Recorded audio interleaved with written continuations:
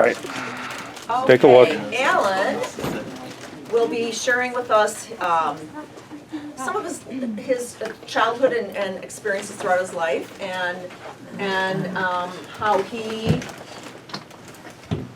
as a child, had some differences, and there wasn't a word for it. He'll explain that more. There wasn't a word for it. There wasn't a word for being on the spectrum or Asperger's or any of these things. So this chair, because it's right in. do you want to move it, or I don't know where to move it. Okay.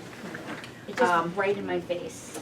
So Alan has been with us for how many years, Alan? It'll be 4 years in February.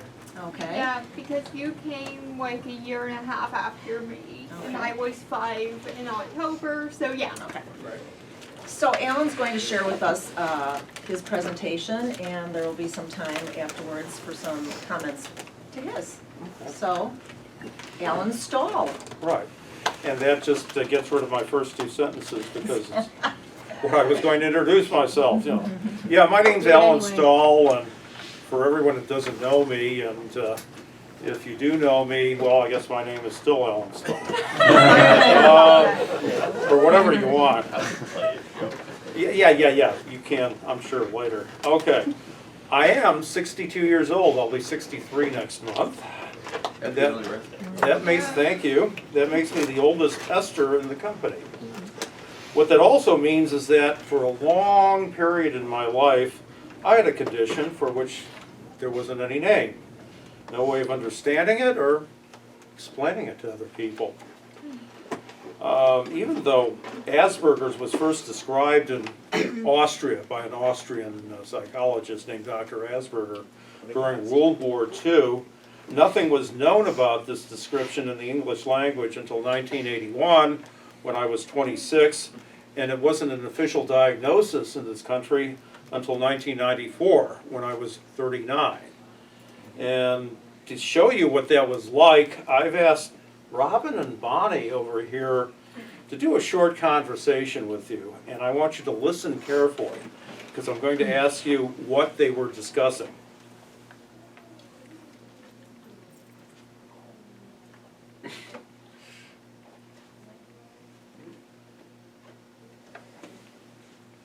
Okay. All right. What were they talking about? He's really worried about her motor. What were they saying? Does anyone, who, Condra? They were talking about you. Okay. Anybody else have an idea what they were I think talking Robin about? was either surprised or confused. Okay. What were you actually talking about?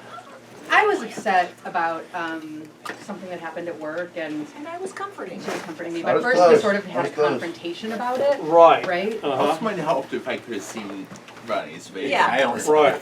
But, okay, all right, thank you. Thank you very much, Robin and Bonnie. I You're appreciate welcome. that. Give them a round of applause. Thank you. Okay. As you can see, there was no really good way to tell what they were discussing without lip reading, which maybe some of you can do. There were gestures, there was eye contact, body language, but there weren't any words. No way to definitely convey what was going on. And that's what the situation was trying to describe Asperger back in those days, the days I'm talking about right now. It was a futile attempt to tell others what your problems were, if they were willing to listen, and a great possibility of misdiagnosis and ineffective treatment. Let me tell you a little about my early life. I was born right here in Chicago in 1955 in late January, and I'm told the temperature was 10 below zero when I was born. So, great. I feel right at home with winter. No, I don't. Until I was 7, my family lived in an apartment on the north side of the city on a street where there were always cars parked at the curb lining the streets. My parents used to push me along the street in the baby carriage that we had, and I'd babble things. You know, kids say things, you know, don't make much sense, and, you know, you don't really pay much attention to what they're saying. So, you know, kept on babbling like that. One day, right after my 2nd birthday, while I was babbling numbers out on a walk, My father happened to glance at the license plates on the parked cars along the street and suddenly realized I was reading every license plate number in exact sequence. It was right after my second birthday. Soon I would start reading out of books and newspapers, and I also taught myself how to tell time by listening to the radio or television and then running to look at the clock. We lived next door at the time to a public school teacher. Well, she had some interesting ideas, let's say. My parents asked her what they should do about my advanced reading skills. And her reply was, don't do anything. Don't push him, don't do anything for it, you'll ruin him, just let him do what he wants. Well, my parents really couldn't afford much to do anyway, there wasn't a whole lot they could do. So they just let me go, and I continued to read at higher and higher levels. In the middle of my third year, a door-to-door encyclopedia salesman, which was pretty common at that time, the late 50s, came knocking at our door and asked if I wanted to buy a set. My mother said, yes, I'd like to buy a set of encyclopedias for my son Alan to read. Okay, how old is he? He's 3. Believe me, in 1958, you were not supposed to be able to read at age 3. Maybe even today it's unusual, but back then it was really unusual. The salesman was skeptical, of course. When he came in, I sat on my mother's lap, and he gave me a volume to read, which I promptly read to him. After recovering from the shock of listening to a 3-year-old read, he agreed to sell us an encyclopedia, which I promptly read and memorized from cover to cover. And we had that rule book encyclopedia until about a dozen years ago, which was funny because all the maps were out of date, a lot of the information was out of date, but I still remembered everything that was in there, so it was You great. still remember stuff? Oh, yeah. You know what I mean. Really, this was all my parents could do. The options for advanced preschoolers at that time were very few and very expensive, not like today.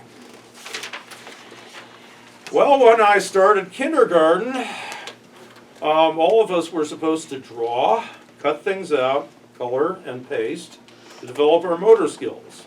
And reading wasn't expected at that level. Usually not until at least first grade, and well along in first grade at that. I would take the scissors or crayons I was given and stare out the window. Welcome. Hello. Hi, how are you? I just be sitting there with these crayons here. I'll let the gentleman get by here. Okay. Yeah, I just sit there with the crayons and the scissors, and I just be staring, like this. And my kindergarten teachers were really worried. They thought there was something wrong with me. What are you going to do? So they called in my parents for a conference. And they said, "We're concerned about Alan. He's not drawing or cutting things out like he should." Well, maybe that's because he wants to read. Oh, he reads? Okay. From then on, I did all these things that teachers normally did, which was read out the narration on film strips. How many of you know what film strips are or were? Okay. For those of you who don't know, these are like flexible pieces of film with pictures on them and usually some kind of narration printed on that, or sometimes queued up with records. On a reel. On a wheel, yeah. A reel. A reel, yeah, like that. But, usually in kindergarten, the teachers were only the only ones who could read. All of a sudden, they had a reader there. So I was reading out all the film strips to all the kids while everyone else looked at me like I was an alien visitor. And I probably was. I was tested and found to be reading at a 5th grade level. So the school tried to help me by sending me to an actual 5th grade reading class.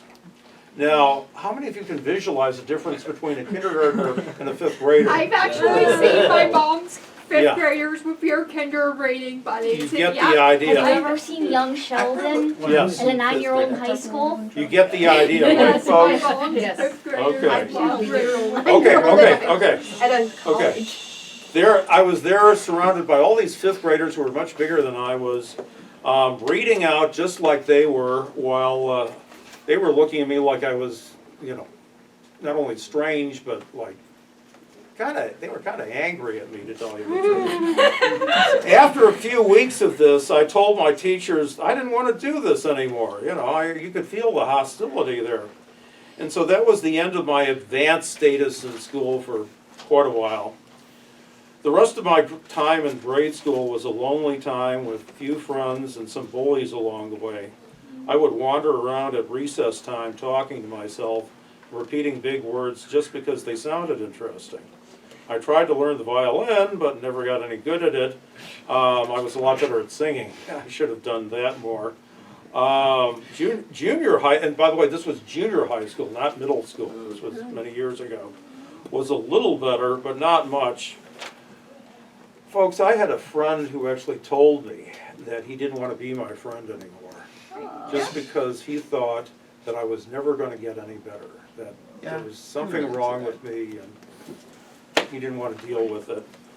I still remember that, and it still hurts.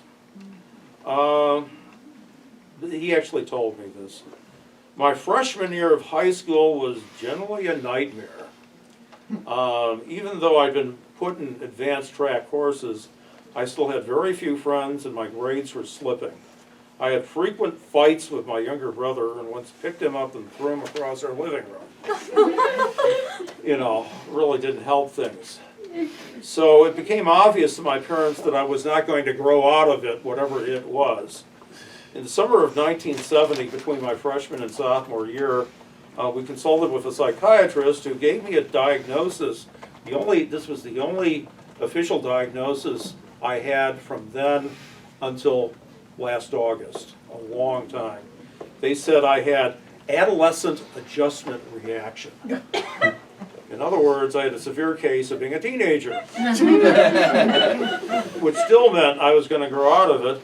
They sent me to this private psych hospital in Des Plaines, which had to be literally right next door to my old elementary school, to try out tranquilizers. They didn't have these different medications, any of them that they have today. So first they tried Valium. How many of you know what Valium is like? Yes. I don't know what it's like. Top designer drug at this point. Yeah, okay. That's like an It's been addictive around for drug. many years. Yeah. It's a Yeah, very but powerful this stuff, I mean, you know, it works for some people. For other people, you get weird reactions. I had a weird reaction.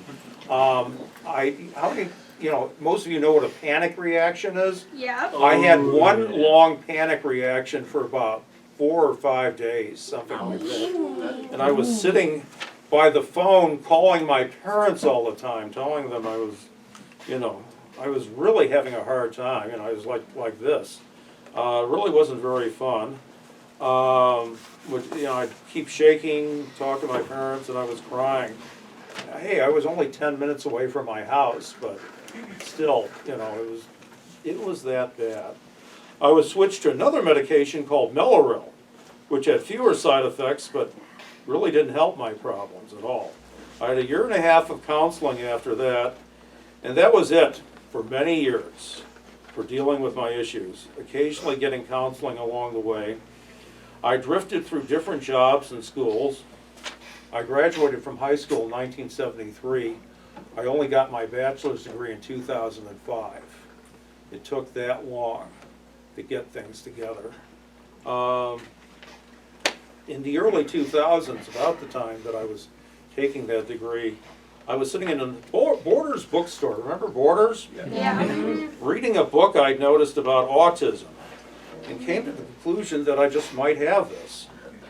I spoke to a colleague of a friend who was a social worker and was told that I did sound like I might have Asperger's, but she couldn't give me an official diagnosis because she thought this could only be done for young children and adolescents. I've heard this from other people, but it turned out to be entirely untrue. So I found out later that people of all ages were getting these diagnoses. What was the name of that book?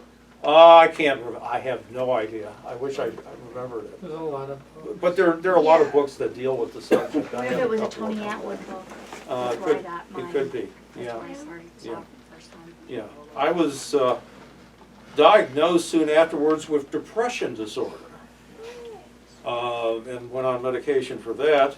Just this past August, I was tested for autism, and a month, like several weeks later, I finally had an official diagnosis of that. So now I have officially autistic. It's been unofficial for 50 years. Right, it's been a long time coming.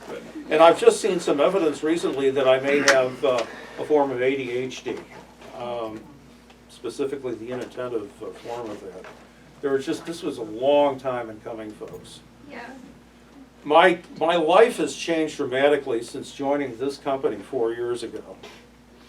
I can now say that I feel much better about myself and what I can do for others. Though we have different job titles here, we only have one job grade: autism spectrum disorder. This is what we share. And only one job description: fighting the effects of this disorder with all the tools at our disposal. I said something recently in a meeting here that apparently is going to be used in some Aspiritech publications. I remember hearing once that you can live for weeks without food, days without water, minutes without air, but not for 1 second without hope.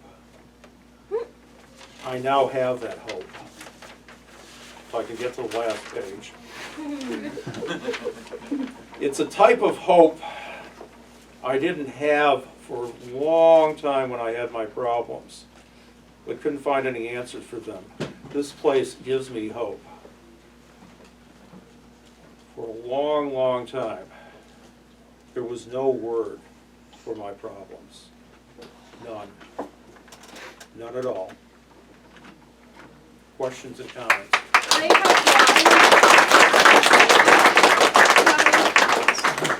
Alan, my dad is a few years younger than you, and my mom and I strongly suspect he's an undiagnosed Aspie. And he said when he was either middle school or high school, I think around 8th grade, they gave them all the math curriculum for the entire year at the start of the school year. And he said, I finished it in about a month, and the school did not know what to do with him or his other friend who finished it.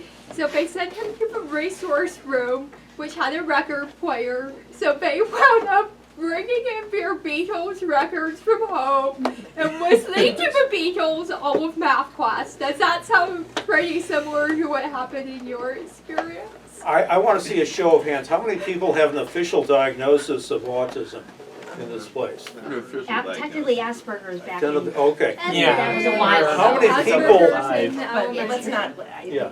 this is more about, yeah. Yeah, I just want people to realize there are still people out there who have good reason to think that they might have this, but it's not something that, you just go ahead and do. Sometimes there are reasons why you're afraid of saying that. Go ahead. So you said in 1994 was the first year in the United States that they started using that diagnosis. It was Yes. This is the what I did diagnosis DSM. to It just was in all, the you know. DSM-4. Yeah. And then you said that it was still considered for mostly young adults. Children. Children Not and young adults, but adolescents. children. Wasn't considered- Boys, too. So Boys. Well, Diagnosis. some for girls. I was That's not much. diagnosed a few years It is after a that. question, yeah.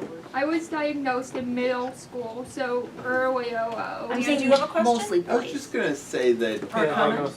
there, even now, there are people that don't understand or don't want to understand it. I know that from experience, having gone to Catholic school. And so I can understand that. And They, you're younger than Alan, Yeah. so you Yeah, had it's a different hard- experience. this is It's in hard the to be labeled, mid-90s, isn't it? Not, Yeah. not in the early 60s. Done It's and hard, Joe? hard to do that label. Go ahead. Here's something I wanted to share with all of you. I remember when the movie Rain Man came out. Okay. My parents, saw that movie and thought that I seemed like had a lot of similarities to him. Did you ever see the movie Rain Man? Did that ever prompt you to? It didn't prompt me, but yeah, I remember that movie. It is a great movie. Yeah. Isn't he a prodigy though too?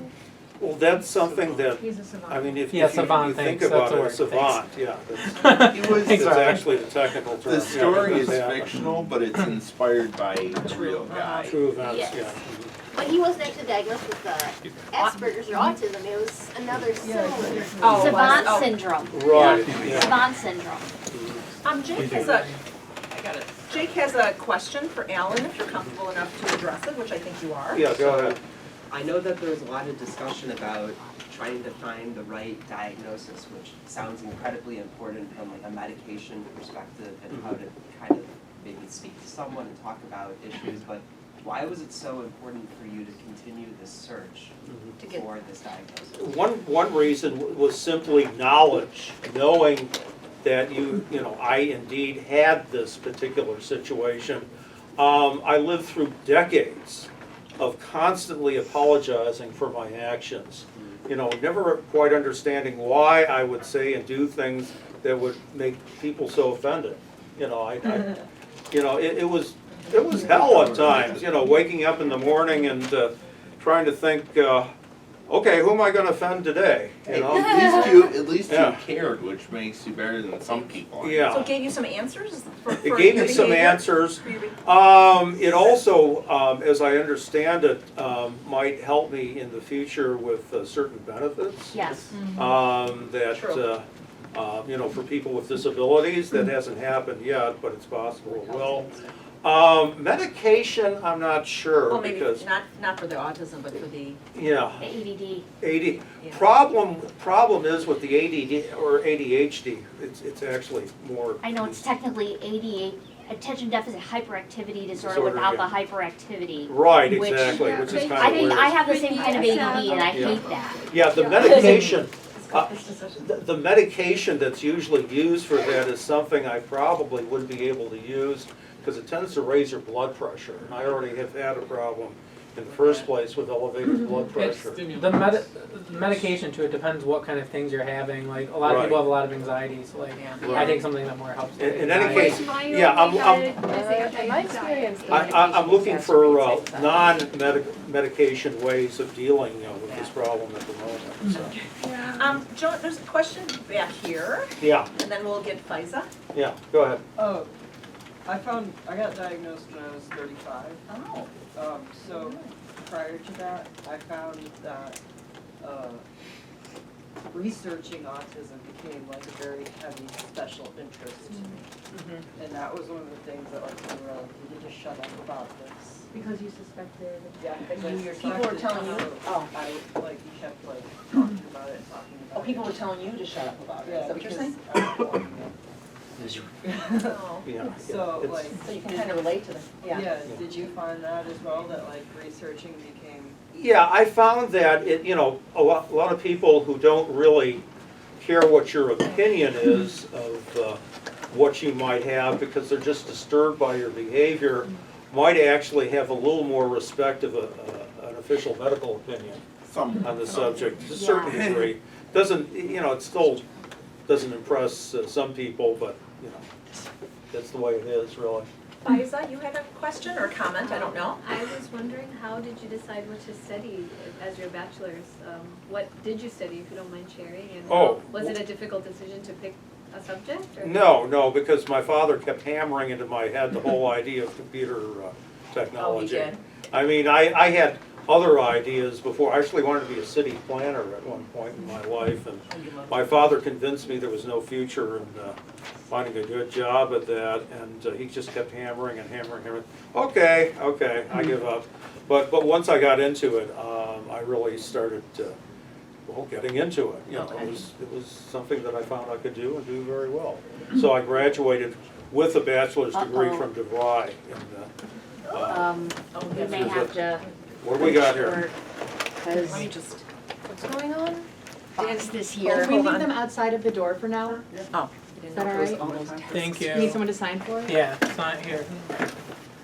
I can pass it. Dan, you had a quick question? Yeah, I think I know at least part of the answer to this, but what sorts of things have you done early? You know, like what sorts of jobs have you done earlier in your life? Various Check the types of camera. jobs. Why don't we wait until we're clear with this? Yeah. Someone Thank you. set the camera? Have a nice one. Thank you. Because I think we're like blocking the camera. Yeah, no, that's all right. Just leave it alone. I think the camera. So what was the question? Did you address? What kind of jobs I had in previous time? I had various ones. I worked in accounting for a while. Dunham, you can go ahead and close it. I worked in accounting for a while. I worked for some years in the accounts payable department of this large insurance company downtown. Had some problems keeping up with that, partly because of my situation. So I switched to retail. I worked at Best Buy and Radio Shack when it still existed. And that was, we could go on for hours about that. I have all sorts of Radio Shack stories. I can There are websites full of stuff about that Best company. Buy of 30 Yeah. years ago, 30, 40 years ago, right? Yeah. Well, this was actually like 18 yeyears ago. Oh, okay. Something like that. But it was, it was kind of interesting, but I'm glad I'm clear of that. Then I worked for a while for a friend of mine who operates a pest control company in Skokie. Then I went back to school for some time at first getting my bachelor's degree at DeVry. Then I went to UIC to take some math courses. Then my father got sick, and for some time I was his caregiver. And about the time that I finally got him placed in a nursing home, well, before that actually, I was interviewed here and just started working here. There you go. Oh, and one Any other other quick thing. Hey, did you have any college like right out of high school? Yes, I actually had an associate's degree, which I finally got in 1986. Okay. Which took some time. But yeah, right out of high school, I went to Oakton Community College for some time. I went there too. I went there too. Yeah. This is a friend of Dunham's, Bonnie. Yeah, I'm here as a friend of Dunham's. I've known him for a long time and appreciated both your talks. Quite a journey for your self-discovery. And because you mentioned benefits, I have to do what I think is a public service announcement, nonpartisan. When you say benefits, well, I was first engaged in politics in 1968, way before I had a son who's on the spectrum. But now I'm on the State Council on Developmental Disabilities, and I would urge you all to be engaged as voters and informed voters. There are some differences about who supports human services and who doesn't. Yeah. And I won't say anything about partisanship, Okay. but you'll probably Thank you. notice the differences if you pay attention to what candidates say. And we have What's your name, ma'am? I'm just curious. Bonnie DeHone. Bonnie DeHone. DeHone. Okay, thank you. Friend of Dunham, she wanted to hear Dunham's presentation. All We right. want Enough to hear yours too. Thanks. We're glad to have you here. Yes. Anybody else? Any other comments before we I'll tell Dunham later. close? Maybe Oh, Katie. I just want to mention, kind of, although it's a little side note, but, and it was different time periods. We grew up in the same area, the Right. same, Oh, part of town. the Just a same few area, blocks apart like, at one point. very, it turned out, I mean, obviously, you're about 20 years older than me, but, we grew up in the same, we actually at one, not at the same time, but we did actually go to the same high school. Okay. Mhm. And, Meetings. yeah, My mom went there and, we My were dad was close, we were, there. I would say a mile, less than a mile from, Less than a other? mile, Yeah. yes. yeah, so, we know our geographical areas, it turned out, we're very, So it must even, we Be more found out meaningful for about that, you. we were like, oh Yeah. my gosh, you knew my cousin and you grew up on Oh, this side of Potter Road Mhm. and da-da-da-da-da, Making yeah, sure so. A lot of things. Yeah, so I it went was to pretty cool to Maine find too. out, even though I was there in the 80s and he was there in the 60s and 60s, 70s. yeah. Yeah. So, And how different the experiences are between the two and what resources In were 20 years. available then and Good now and. maybe I'll do the next one tomorrow.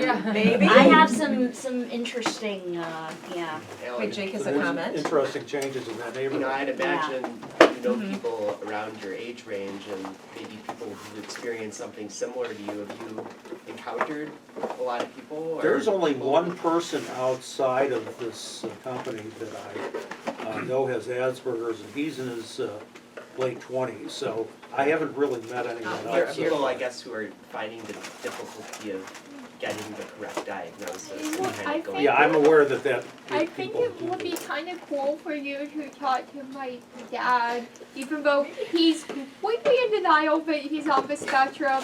My mom and I can totally tell, and he's a few years younger than you. He was born in '59, so. All right, why don't you see if you can arrange behind the that? scene, that would be, that might be. Okay, you can talk to So me we're gonna like later. secretly test somebody, like. Like Jason, like the Okay, light so bulb. everyone, Okay, anybody else? let's Is give another, that it? let's give another round of applause for Donna On the lunch and learn note, if people are interested in doing a lunch and learn, who should they talk to? I'd say me, Okay, Bonnie, yeah, so if anyone else wants to do a lunch and learn about any topic, and if I'm not here on that day, Yeah. I mean, or Robert send her, will or send refer her it over.